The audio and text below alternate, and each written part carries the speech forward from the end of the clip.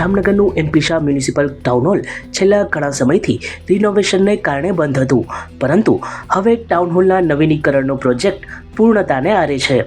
Municipal commissioner DN Modi દ્વારા town હોલની મુલાકાત લઈ સમગ્ર પ્રોજેક્ટની સમીક્ષા કરવામાં આવી હતી.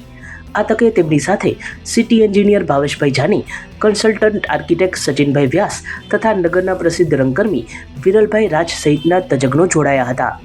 આપ નોબત ડિજિટલ પર નવીનીકરણ થયેલ ટાઉન હોલની પહેલી ઝલક નિહાળી રહ્યા છો. નગરનું કલા જગત તેમજ જનતા ટાઉન હોલના પુનઃ ઉઘેડવાની આતુરતાથી રાહ જોઈ રહ્યા છે.